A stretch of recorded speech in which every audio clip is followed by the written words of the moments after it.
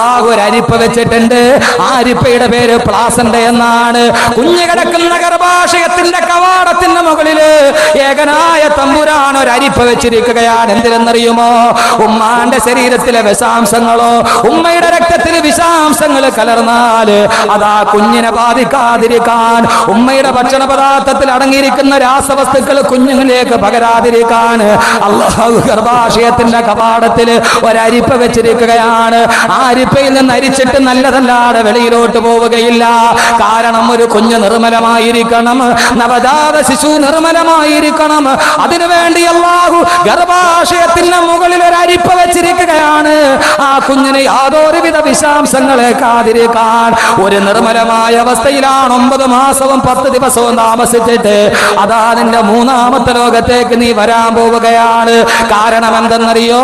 9 മാസവും 10 ദിവസവും പൂർത്തിയാകുമ്പോ അള്ളാഹു പറഞ്ഞു നിന്റെ 2ാമത്തെ ലോകം കഴിഞ്ഞു, ഇനി നീ പൊയ്ക്കൊള്ളുക നിന്റെ 3ാമത്തെ ലോകത്തേക്ക്. അപ്പോഴാണ് പ്രസവം നടക്കുന്നത്. അതാ ഒരു കുഞ്ഞ് ജനിക്കാൻ പോവുകയാണ്. ആ കുഞ്ഞു ലോകത്തേക്ക് വരാൻ പോവുകയാണ്. അള്ളാഹു അതിനു വേണ്ടിയുള്ള സംവിധാനം ഒരുക്കുകയാണ്. സഹോദരങ്ങളെ, ലോകത്തിലെ ഏറ്റവും വലിയ സംഭവം നടക്കാൻ പോവുകയാണ്. ഒരു കുഞ്ഞിന്റെ ജനനം എന്ന് പറഞ്ഞാൽ നിസ്സാരമല്ല. ഇന്ന് നടന്ന ഏറ്റവും വലിയ സംഭവം ഏതാണ് ചോദിച്ചാല് ആ സംഭവം ലോകത്തെവിടെയെങ്കിലും ഒരു കുഞ്ഞ് പറഞ്ഞാൽ ആ കുഞ്ഞിന്റെ ജനനമാണ്. കാരണം എന്താ? ഇന്ന് ജനിച്ച ഈ കുഞ്ഞ് ഏതെങ്കിലും ഗവൺമെന്റ് ആശുപത്രിയുടെ വരാന്തയിൽ ജനിച്ച ഈ കുഞ്ഞ് നാളത്തെ പ്ലേറ്റോ ആവില്ലെന്ന് ആര് കണ്ടു? ഈ കുഞ്ഞു നാളെ ഒരു സോക്രട്ടീസ് ആവില്ലെന്ന് ആര് കണ്ടു? ഈ കുഞ്ഞു നാളെ ഒരു അരിസ്റ്റോട്ടിൽ ആവില്ലെന്ന് ആര് കണ്ടു? ഈ കുഞ്ഞു നാളെ ഒരു ഇമാമുദ്ദീൻ സഞ്ജി ആവില്ലെന്ന് ആര് കണ്ടു? ഈ കുഞ്ഞു നാളെ ഒരു സലാഹുദ്ദീൻ അയ്യൂബി ആവില്ലെന്ന് ആര് കണ്ടു? ഈ കുഞ്ഞു നാളെ ഒരു ഉമർ മുഖ്താർ ആവില്ലെന്ന് ആര് കണ്ടു? ഒരു കുഞ്ഞിന്റെ ജനനം ലോകത്തിലെ വലിയൊരു സംഭവമാണ്. അള്ളാഹു പറഞ്ഞു, മനുഷ്യ നിന്റെ 2ാമത്തെ ലോകം തീരാൻ പോവുകയാണ്, പൊയ്ക്കൊള്ളുക നീ ഒരു പുതിയ ലോകത്തേക്ക്. ഞാൻ കടക്കട്ടെ, 3ാമത്തെ ലോകമാണ് ആലമുദ്ദുനിയാ. നമ്മൾ ഈ ജനിച്ചു വീണ ഭൂലോകമില്ലേ, 2 ലോകം കടന്നിട്ട് 3ാമത്തെ ലോകത്താണ് നാം നിൽക്കുന്നത്. അതാ ഉമ്മാന്റെ ഗർഭാശയത്തിൽ കിടന്ന ഒരു കുഞ്ഞതാ കരഞ്ഞുകൊണ്ട് പൊട്ടിക്കരഞ്ഞുകൊണ്ട് ഭൂമിയിലേക്ക് വരികയാണ്. പൊട്ടിക്കരഞ്ഞുകൊണ്ട് വരികയാണ്. 1000 മോഹങ്ങളും ലാഭങ്ങളും കൊതിയുമായി. ഇനിയാണ് നാം നമ്മുടെ വിഷയം ശ്രദ്ധിക്കേണ്ടത്. കുഞ്ഞതാ ജനിച്ചു വീഴുകയാണ്. 2 കൈയും കൂട്ടിപ്പിടിച്ച് മടക്കി പിടിച്ചിട്ട് പൊട്ടിക്കരഞ്ഞുകൊണ്ടാണ് ഒരു കുഞ്ഞിന്റെ ജനനം ഇവിടേക്ക് നടക്കുക. അതെന്താണെന്നറിയുമോ? ഒരു കുഞ്ഞിതാ കൈ മുറുക്കി അടച്ചു പിടിച്ചിട്ടാണ് വെളിയിലോട്ട് വരുന്നത്. എന്തിനാണ് സഹോദരങ്ങളെ കൈ ഇങ്ങനെ മുട്ടി ചുരുട്ടി പിടിച്ചിരിക്കുന്നത്? എപ്പോഴാണ്? എപ്പോഴും കൈയുടെ ഉള്ളിൽ എന്തെങ്കിലും ഇരിക്കുമ്പോഴാണ് ആരും കാണാതെ കൈ നാം ഇങ്ങനെ അടച്ചു പിടിക്കുന്നത്. ജനിച്ചു വീഴുന്ന നവജാത ശിശുവിന്റെ കയ്യിൽ എന്താണുള്ളത്? ഒന്നുമില്ലാത്ത കുഞ്ഞന്റെ കൈ ഇങ്ങനെ ചുരുട്ടി പിടിച്ചുകൊണ്ട് ലോകത്തേക്ക് കടന്നു വന്നു. അതാണ് അല്ലാഹു നമ്മോട് ചിന്തിക്കാൻ പറഞ്ഞത്. ഒരു കവി ചോദിച്ചു അത്ര, എന്തുകൊണ്ടാണ് കുഞ്ഞിങ്ങനെ കൈ മുറുകി അടച്ചു പിടിച്ചിരിക്കുന്നത്? അവന്റെ കൈക്കുള്ളിൽ എന്താണ് ഇരിക്കുന്നത്? കവി ചോദിച്ചു അത്ര കുട്ടിയോട്, മോനെ മുത്തേ കണ്ണേ തേനെ പാലേ മുട്ടി സേ ക്യാ ഹേ ആനെ വാലാ ജിന്ദഗി കി സ്വപ്നാ ഹേ. ഏ പൊന്നു മോനെ, മുട്ടി സേ ക്യാ ഹേ, നിന്റെ കൈക്കുള്ളിൽ എന്താണ് നീ ആരും കാണാതെ ഇങ്ങനെ മടക്കി വെച്ചിരിക്കുന്നത്? ആ സമയത്ത് നവജാത ശിശു എന്നോട് മറുപടി പറഞ്ഞു അത്രേ. ഇല്ലില്ല, നവജാത ശിശു മറുപടി പറയില്ല. കവി അദ്ദേഹത്തിന്റെ ഭാവനയിൽ പറയുകയാണ്, എന്റെ കൈക്കുള്ളിൽ എന്താണെന്നറിയുമോ? ആനേവാല ജിന്ദഗി കി സ്വപ്നാ ഹേ, എന്റെ ഇനിയുള്ള ജീവിതത്തിലെ സ്വപ്നങ്ങളാണ് എന്റെ കൈക്കുള്ളിൽ ഞാൻ മടക്കി വെച്ചിരിക്കുന്നത്. 1000 സ്വപ്നങ്ങളുമായി 1000 ആഗ്രഹങ്ങളുമായി നീതാ 3ാമത്തെ ലോകത്തോട്ട് കടന്നു വരികയാണ്. നിന്റെ ഒടുക്കത്തെ ആഗ്രഹങ്ങളുമായിട്ടാണ് വരുന്നത്. മനുഷ്യൻ എത്രയോ ആഗ്രഹങ്ങളാണ്. മനുഷ്യൻ ഏറ്റവും വലിയ മോഹത്തിന്റെ അടിമയാണ്. മനുഷ്യൻ ഏറ്റവും കൂടുതൽ മോഹം മണ്ണിനോടാണ്. മനുഷ്യന് മോഹം മണ്ണിനോടാണ്. മണ്ണിന് മോഹം മനുഷ്യനോടാണ്. നമുക്കെല്ലാവർക്കും മോഹം എന്താണ്? മണ്ണ് വാരി കൂട്ടണം. എത്ര വാങ്ങിച്ചു കൂട്ടിയാലും മോഹം തീരില്ല. എത്ര മണ്ണ് വാരി കൂട്ടിയാലും മനുഷ്യന്റെ മോഹം തീരില്ല. മനുഷ്യന് മോഹം മണ്ണിനോടാണ്. മണ്ണിന് മോഹമോ മനുഷ്യനോടാണ്. മനുഷ്യനും മണ്ണും കൂടെ മോഹത്തിന്റെ കാര്യത്തിൽ മത്സരിക്കുകയാണ്. അവസാനം കല്ലൂര് പള്ളിസ്ഥാനത്ത് കിടക്കുന്ന മണ്ണ് മോഹിക്കുന്നത് നിന്നെയാണ്. കല്ലൂര് പള്ളിക്കാട്ടിലെ മണ്ണ്, ആ മണ്ണിന് മോഹം നിന്നെയാണ്. കൊതിയോടെ നോക്കിക്കൊണ്ട് നിൽക്കുന്നത് കണ്ടോ? രണ്ടുപേരും മനുഷ്യന് മോഹമോ മണ്ണ് പിടിച്ചടക്കാനാണ്. അവസാനം പാവം മനുഷ്യൻ അവൻ മോഹത്തിന്റെ കാര്യത്തിൽ തോക്കുകയാണ്. എല്ലാം തോട്ടവൻ പോയി മണ്ണിലും മലർന്നു കിടക്കുമ്പോ ചെവിയിൽ വന്നിട്ട് മണ്ണ് ചോദിക്കും, എടാ ഭീരു, നീ എന്നെ മോഹിച്ചവനല്ലേ? പക്ഷെ ഇതാ നീ എന്റെ മുമ്പിൽ വന്ന് മലർന്നു കിടക്കുകയാണ്. 1000 മോഹങ്ങളുമായി കടന്നു വരുന്ന മനുഷ്യലോകമേ, നിന്റെ ജീവിതത്തിന്റെ 3-ാം ഘട്ടമാണിത്. ആലമുദ്ദുനിയാ, ആലമുദ്ദുനിയാ, ഇതാ നിന്റെ ലോകം അടുത്തു, 3-ാമത്തെ ലോകമെന്ന് അള്ളാഹുവിന്റെ വിശുദ്ധ ഖുർആൻ. നമ്മൾ 3-ാമത്തെ ലോകത്തെത്തി. ആ ലോകമാണ് ആലമുദ്ദുനിയ. ഇപ്പൊ നമ്മൾ നിൽക്കണ ലോകം. ഉമ്മാന്റെ ഗർഭാശയത്തിൽ നിന്ന് കരഞ്ഞോണ്ടിറങ്ങി വന്ന നമ്മൾ. അള്ളാഹു പറഞ്ഞു, നിന്റെ 2 ലോകം കഴിഞ്ഞു. ഇനി നീ എന്ത് ചെയ്യണം? ഇനിയും 2 ലോകം കൂടെ ഉണ്ട്. 4 ലോകങ്ങളുടെ 2 ലോകം അപ്പുറം കഴിഞ്ഞുപോയി. ഇനി 2 ലോകം വരാനുണ്ട്. ഇതിന് 2ന്റെയും നടുക്കാണ് നമ്മളിപ്പോ ജീവിക്കുന്നത്. 2 കഴിഞ്ഞുപോയി, ഇനി 2 വരാനുണ്ട്. ഇത് 2ന്റെയും നടുക്കാണ് നാം ജീവിക്കുന്നത്. അള്ളാഹ് പറഞ്ഞു, നിന്റെ ഇന്നലകളെ നോക്കി ഇന്നുകളെ നന്നാക്കി നാളേക്ക് വേണ്ടി നീ കരുതിയിരിക്കുക. അള്ളാഹു തൗഫീഖ് നൽകട്ടെ. 3-ാമത്തെ ലോകത്തെത്തി. ഇനിയാണ് നമ്മുടെ റോള്. ബാക്കി 2 ലോകത്ത് നമുക്കൊരു റോളും ഇല്ല. അള്ളാഹ് തന്നെയാണ് എല്ലാം ചെയ്യുന്നത്. 3-ാമത്തെ ഘട്ടത്തിലെത്തുമ്പോൾ ഇനി റോള് നമുക്കാണ്. അള്ളാഹ് നമ്മളോട് എന്ത് പറഞ്ഞു വിട്ടു? ഓരോ ലോകം കഴിയുമ്പോൾ ആയുസ് കൂടി വരും. ആലമുൽ അർവാഹിൽ എത്ര സമയം ആയുസ് കൂടി വന്ന 10 മിനിറ്റ്, എല്ലാ കാര്യവും കഴിയും. ഉമ്മാന്റെ ഗർഭാശയം എന്ന് പറയുന്ന 2-ാമത്തെ ലോകത്ത് വന്നപ്പോ ആയുസ് എത്രയാ? 9 മാസവും 10 ദിവസം. അപ്പൊ വളരെ അപൂർവമായിട്ട് നേരത്തെ ഇപ്പൊ നടക്കും. 9 മാസവും 10 ദിവസം അങ്ങനെ തികയാറില്ല, അല്ലെ? അതിന് മുമ്പ് ഓപ്പറേഷൻ ചെയ്തെടുക്കും. പണ്ടെല്ലാം മുഴുവൻ പേറായിരുന്നു, ഇപ്പൊ എല്ലാം കീറാണ്, സിസേറിയൻ. അപ്പൊ ആദ്യം 10 മിനിറ്റ്. അടുത്ത ലോകത്ത് നിന്നും ആയുസ് ഇത്രയും കൂടെ കൂടി. ഇനി അടുത്ത ലോകത്ത് വരുമ്പോ ഇത്രയും കൂടെ കൂടും. അള്ളാഹുവിന്റെ റസൂൽ പറഞ്ഞ 60-നും 70-നും ഇടയ്ക്ക് ആയുസ് കൂടി വരികയാണ്. ഇനി അടുത്ത ലോകത്ത് പോകുമ്പോൾ അതിലും കൂടും. പിന്നെ 5-ാമത്തെ ലോകത്ത് ചെല്ലുമ്പോൾ ഒരു പരിധിയില്ല ആയുസ്. ഖാലിദീന ഫീഹാ അബദ. ഉമ്മാന്റെ ഗർഭാശയത്തിൽ നിന്ന് വെളിയിലോട്ട് വന്നതുപോലെ തന്നെ സഹോദരങ്ങളെ, നമ്മുടെ ജീവിതത്തിന്റെ ഒടുക്കവും നമ്മുടെ ജീവിതത്തിന്റെ തുടക്കവും ജീവിതത്തിന്റെ ഒടുക്കവും ഒരേപോലെയാണ്. നമുക്ക് ഗുഹ വല്ലാതെ പേടിയാണ്, അല്ലേ? ഗുഹയുടെ ഇരുട്ട്. ഇവിടെ നിന്ന് ട്രെയിനിൽ കയറി കോട്ടയത്തോട്ട് പോകുമ്പോ ധാരാളം ട്രെയിനിന് പാളത്തിൽ കൂടെ പോകുമ്പോ ഗുഹയെ കൂടെ കയറി പോകണം. ഇരുട്ട് കമ്പാർട്ട്മെന്റ് വന്നാൽ നമുക്ക് ഭയങ്കര പേടിയാണ്. ഈ ഇരുട്ടാർന്ന ഗുഹയിൽ കയറി തന്നെ ഇരിക്കാൻ നമുക്ക് വലിയ പേടിയല്ലേ? ഇവിടെ മോനെ, നീ വന്നത് ഉമ്മാന്റെ ഗർഭാശയം എന്ന് പറയുന്ന ഏറ്റവും വലിയ ഇരുട്ടിലാണ്. ഖൽഖം മിൻ ബഅദി ഖൽഖിൻ ഫീ ദുലുമാത്തിൻ സലാസ്. കൂരാക്കൂരിട്ടായ ഗുഹയിൽ നിന്ന് വന്ന നീ ഇനിയും പോകേണ്ടത് വേറൊരു ഗുഹയിലേക്കാണ്. 6 അടി മാത്രമുള്ള വേറൊരു ഗുഹയിലേക്ക്.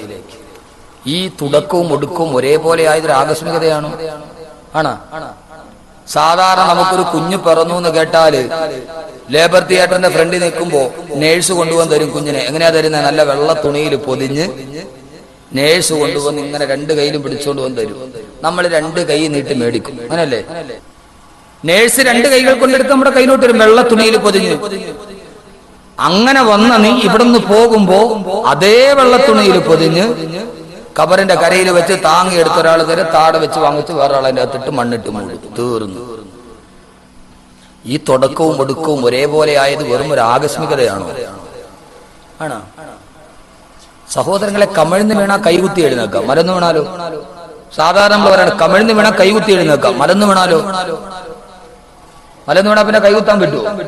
അങ്ങനെ തന്നെ കിടക്കുകയാണ്. എന്തേ മയ്യത്ത് മലത്തിൽ കിടത്തിയത്? കമിഴ്ത്തി കിടത്തിക്കൂടായിരുന്നു. മലന്ന് വീണ അതിന്റെ അർത്ഥം ഇനി നിനക്കൊന്നും ചെയ്യാൻ പറ്റൂല. മയ്യത്ത് മലത്തിൽ തന്നെ കിടത്തി, എന്തെങ്കിലും ഒന്നും ചെയ്യാൻ പറ്റൂല. അവിടേക്ക് നീ പോവുകയാണ്. അതുകൊണ്ട് അല്ലാഹു ആലമുദ്ദുനിയയിലേക്ക് 3-ാമത്തെ ലോകത്തേക്ക് നമ്മെ പറഞ്ഞു വിടുമ്പോ അല്ലാഹു പറഞ്ഞതെന്താണെന്നറിയോ? അല്ലാഹു പറഞ്ഞതെന്താണെന്നറിയുമോ സഹോദരങ്ങളെ? അല്ലാഹു അവന്റെ റബ്ബ് എന്ന് പറയുന്ന അവനേറ്റെടുത്ത ദൗത്യം അല്ലാഹു അതേപടി വിവരിക്കുകയാണ്.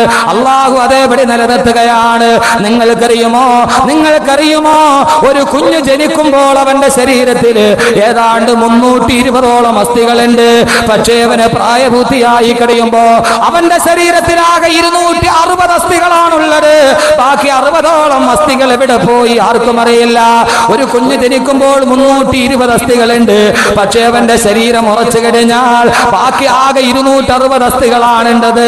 ബാക്കി 60 എണ്ണം എവിടെ പോയി അറിയുകയില്ല. എന്താണ് അതിന്റെ സംവിധാനം എന്ന് നിങ്ങൾക്കറിയുമോ? ഒരു കുഞ്ഞുമ്മാന്റെ ഗർഭാശയത്തിന്റെ ഉള്ളിൽ കിടക്കുമ്പോ, ഉദാഹരണത്തിന് പറഞ്ഞാൽ അവന്റെ തലസ്ഥികളുണ്ട് തലയോട്ടിയില്. ഒരു കുഞ്ഞുമ്മാന്റെ ഗർഭാശയം സുഖപ്രസവത്തിന് വേണ്ടി വെളിയിലോട്ട് വരുമ്പോ നമുക്കറിയാമല്ലോ, സുഖപ്രസവം നടക്കാൻ ആദ്യമായിട്ട് കുഞ്ഞിന്റെ തലയാണ് പ്രസവം നടക്കുമ്പോൾ വെളിയിലോട്ട് വരിക. ആ സമയത്ത് അല്ലാഹു തലയോട്ടിയിൽ 6 അസ്ഥികൾ വെച്ചിട്ടുണ്ട്. അത് പ്രസവത്തിന് വേണ്ടി ഗർഭാശയത്തിന്റെ ഗുഹാമുഖത്ത് വരുമ്പോ അല്ലാഹു ഒരു എല്ലിനെ നിരക്കി മറ്റൊന്നിന്റെ മുകളിൽ കയറ്റും. ഈ 6 എല്ലുകളും കൂടി പരസ്പരം നിരങ്ങി ചെറുതായി തല ചെറുതാകുമ്പോഴാണ് സുഖപ്രസവം നടക്കുന്നത്. ആ എല്ലുകളെങ്ങാനും അങ്ങനെ ഇരുന്നാൽ, അതങ്ങാനും നിരങ്ങാതെ അങ്ങനെ തന്നെ നീണ്ടിരുന്നാൽ കുഞ്ഞിനുമ്മാന്റെ ഗർഭാശയത്തിൽ നിന്ന് വെളിയിലേക്ക് വരാൻ കഴിയില്ല. തലയോട്ടിയിൽ 6 അസ്ഥികൾ പരസ്പരം നിരങ്ങി മുകളിലോട്ട് കയറിയിരുന്ന് തല ചെറുതായിട്ടാണ് പ്രസവം നടക്കുക. അങ്ങനെ ആ കുഞ്ഞ് തല ചെറുതായി ഉമ്മാന്റെ ഗർഭാശയ വെളിയിൽ വന്നാലോ ഉടനെ അവന്റെ എല്ലുകൾ കൂടിച്ചേരുകയില്ല. ആവശ്യം കഴിഞ്ഞാൽ കൂടിച്ചേരുകയില്ല. കാരണം എന്താണെന്നറിയുമോ? തലയോട്ടിയിൽ 6 എല്ലുകളും കൂടെ കൂടി ജോയിന്റായി കഴിഞ്ഞാല് ആ പൊന്നമോന്റെ തലച്ചോറ് വികസിക്കണ്ടേ? അവന്റെ തലച്ചോറ് വളരുന്നതിനനുസരിച്ച് അവന്റെ തലയോട്ടിയോ വലുതായാലല്ലേ ആ കുഞ്ഞിന് സുന്ദരബുദ്ധി ഉണ്ടാവുകയുള്ളൂ. അതല്ലാതെ തലച്ചോറ് വളരാനെങ്ങാനും ഇടമില്ലാതിരുന്നാല് അവൻ മന്ദബുദ്ധിയായി പോകുമെങ്കിൽ പലരും പറയാറില്ലേ, മസ്തിഷ്കത്തിന് പൂർണ്ണ വളർച്ച എത്തിയിട്ടില്ല. അല്ലാഹുവേ പടച്ചറമ്പേ, നീ വല്ലാത്ത കാരുണ്യവാനാണ്. ഇത് രാത്രിയാന്ന് ഞങ്ങൾ തിരിച്ചറിഞ്ഞത് നീ വിശേഷ ബുദ്ധി തന്നത് കൊണ്ടാണ്. അതിന്റെ തലച്ചോറ് പൂർണ്ണ വളർച്ച എത്തുന്നത് വരെ തലയിലെ എല്ലുകൾ അങ്ങനെ തന്നെ ഇരിക്കും. തലച്ചോറ് പൂർണ്ണ വളർച്ചയായ 6 എല്ലുകളെയും കൂടെ യോജിപ്പിച്ചിട്ട് അല്ലാഹു വെറും 3 എല്ലുകളാക്കി കൂട്ടിവെച്ച് സുരക്ഷിതമാക്കുകയാ. കാരണം ഇനി അവൻ വലിയ തലയിൽ ചുമടെടുക്കാനുള്ളവനാണ്. പഴയ പോലെ ദുർബലമായ അസ്ഥികളാണെങ്കിൽ പറ്റില്ല. അവൻ വീണാല് താങ്ങേണ്ട അസ്ഥികളാക്കി അല്ലാഹു ശക്തിയുള്ളതാക്കി വെക്കുമ്പോ എത്രയോ സംവിധാനങ്ങളാണ് തമ്പുരാൻ ചെയ്യുന്നതെന്നറിയുമോ? അവനല്ലാതെ മറ്റാർക്കെങ്കിലും ഇത് ചെയ്യാൻ കഴിയുമോ? അല്ലാഹു പറഞ്ഞു, ഇങ്ങനെയൊക്കെ സംവിധാനം ചെയ്ത് നിന്നെ ഞാനിതാ ഭൂമിയിലേക്ക് വിടുകയാണ്. എന്നിട്ട് അല്ലാഹു നമ്മളോടൊരു കാര്യവും കൂടി പറഞ്ഞു, ഈ ഭൂമിയിൽ നീ താമസിക്കേണ്ടത് എത്രയാ? വളരെ പരിമിതമായ കാലഘട്ടമാണ് നിന്റെ 3-ാം ലോകത്ത് നീ താമസിക്കേണ്ടത്. എന്നിട്ട് അല്ലാഹു നമ്മളോട് പറഞ്ഞതെന്താ? വത്തഖൂ യൗമൻ തുർജഊന ഫീഹി ഇലല്ലാഹ്. വത്തഖൂ യൗമൻ, ഒരു ദിവസത്തെ നിങ്ങൾ ഓർത്തു വെക്കണേ. തുർജഊന ഫീഹി ഇലല്ലാഹ്, അല്ലാഹു നിങ്ങളെ അവന്റെ അടുക്കലേക്ക് തിരിച്ചു വിളിക്കുന്ന ഒരു ദിവസത്തെ ഓർത്തുകൊണ്ടല്ലാതെ നിങ്ങൾ ഈ ഭൂലോകത്ത് ജീവിച്ചിരിക്കരുതേ. 3-ാമത്തെ ലോകത്ത് വന്നു അല്ലാഹു നമുക്കൊരു നിർദ്ദേശവും തന്നു. എന്താ നിർദ്ദേശം? വത്തഖൂ യൗമൻ തുർജഊന ഫീഹി ഇലല്ലാഹ്, അല്ലാഹുവിലേക്ക് നിങ്ങളെ തിരിച്ചു വിളിക്കുന്ന ഒരു ദിവസമുണ്ട്. ആ ദിവസത്തെ നിങ്ങൾ ഓർക്കണം. അല്ലാഹു തൗഫീഖ് നൽകട്ടെ. അല്ലാഹു തൗഫീഖ് നൽകട്ടെ.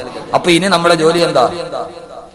ഈ കാണുന്ന ലോകത്ത് സഹോദരങ്ങളെ 2 ലോകവും നമ്മൾ കണ്ടിട്ടില്ല. ഇതിനു മുമ്പ് കടന്നു വന്ന 2 ലോകം കണ്ടിട്ടില്ല. ഇനിയുള്ള 2 ലോകം കാണാൻ പോണതേ ഉള്ളൂ. ആകെ കണ്ണുകൊണ്ട് കാണണ ഒരു ലോകത്താണ്, 2ന്റെയും നടുക്കാണ് നമ്മൾ നിൽക്കുന്നത്. ഇവിടെ നമുക്ക് ചെയ്യാനുള്ളത് എന്താ? അല്ലാഹു സുബ്ഹാനഹു വ തആല നമ്മെ ഭൂമിയിൽ, അല്ലാഹു മനുഷ്യനെ എന്ത് ചെയ്തു? അല്ലാഹു ഭൂമിയെ മുഴുവനും നമുക്ക് വേണ്ടി ഒരുക്കി തന്നു. അല്ലാഹു ഭൂമിയെ മുഴുവനും നമുക്ക് വേണ്ടി ഒരുക്കി തന്നു. എന്നിട്ട് പറഞ്ഞു, എന്റെ അതിഥിയായിട്ട് നീ ഇവിടെ താമസിച്ചു. അല്ലാഹു പറഞ്ഞു, തുർജഊന ഫീഹി ഇലല്ലാഹ്, നിന്നെ അല്ലാഹുവിലേക്ക് തിരിച്ചു വിളിക്കും. അല്ലാഹു വിളിക്കൂന്നല്ല പറഞ്ഞ, തിരിച്ചു വിളിക്കൂന്നാ പറഞ്ഞത്. കാരണം എന്താ? തിരിച്ചു വിളിക്കുക എന്ന് പറഞ്ഞാൽ എങ്ങനെയാ തിരിച്ചു വിളിക്കണേ? നമ്മുടെ അടുത്തുനിന്ന് പോയ ആളെയല്ലേ തിരിച്ചു വിളിക്കാൻ പറ്റുള്ളൂ. അല്ലാതെ വെറുതെ ഒരുത്തരെ തിരിച്ചു വിളിക്കാൻ പറ്റൂ? അയാളെ വിളിക്കാനല്ലേ പറ്റുള്ളൂ. അല്ലാഹു പറഞ്ഞു തുർജഊന ഫീഹി ഇലല്ലാഹ്. റജഅ എന്ന് പറഞ്ഞാൽ അതിന്റെ അർത്ഥം മടങ്ങി എന്നാണ്. നമ്മുടെ അടുത്തുനിന്ന് പോയ ആളെയല്ലേ തിരിച്ചു വിളിക്കാൻ പറ്റുള്ളൂ. ഇപ്പൊ അംബാസഡറിനെ തിരിച്ചു വിളിക്കും, സൗദി അംബാസഡറിനെ തിരിച്ചു വിളിച്ചു, കാരണം അയാൾ സൗദിയിൽ നിന്ന് വന്നതാണ്. അപ്പൊ അല്ലാഹു നമ്മളെ തിരിച്ചു വിളിക്കുന്നു. എവിടേക്ക് തിരിച്ചു വിളിക്കുന്ന? ഇൻഷാ അല്ലാഹ് നമുക്ക് ഇന്ന് അത് ചർച്ച ചെയ്യാം. അല്ലാഹു തൗഫീഖ് നൽകട്ടെ. 1-2 ഉപദേശങ്ങൾ, അതിനുശേഷം നമുക്ക് ബാക്കി കാര്യങ്ങളിലോട്ട് കിടക്കാം. നമ്മളെ തിരിച്ചു വിളിക്കും. എവിടേക്ക്? നമ്മളിപ്പോ എവിടെ നിന്ന് വന്നവരാ? നമ്മളിപ്പോ എവിടെ നിന്നാ വന്നേ? ആദ്യ മനുഷ്യനെ അള്ളാഹു സൃഷ്ടിച്ചത് എവിടെയാ? സ്വർഗത്തിൽ, അല്ലേ? ആദ നബിയെയും ഹവ്വാ ബീവിയെയും അള്ളാഹു സ്വർഗത്തിൽ സൃഷ്ടിച്ചു. ചുരുക്കി പറയാം, എന്നിട്ട് ആദമിനോട് ഹവ്വായോടും പറഞ്ഞു, വയാ ആദമുസ്കുൻ അന്ത വസൗജുക്കൽ ജന്ന, ഓ ആദമേ, നീയും നിന്റെ ഭാര്യയും കൂടി ഈ സ്വർഗത്തിൽ താമസിച്ചു. എന്നിട്ട് അള്ളാഹു പറഞ്ഞു, സ്വർഗത്തിലെ എന്ത് വേണമെങ്കിലും നിങ്ങൾ തിന്നോ, വലാ തഖറബാ ഹാദിഹി ശജറ, ഈ വൃക്ഷത്തിലെ പഴം മാത്രം തിന്നാൻ പാടില്ല. അത് തിന്നാൻ കൊള്ളാത്ത പഴമായതുകൊണ്ടല്ല. അള്ളാഹു പറഞ്ഞു എല്ലാം തിന്നോ, ഇത് മാത്രം തിന്നരുത് എന്ന് പറഞ്ഞതിന്റെ അർത്ഥം എന്താ? അള്ളാഹ് മനുഷ്യനെ പരീക്ഷിച്ചതാണ്.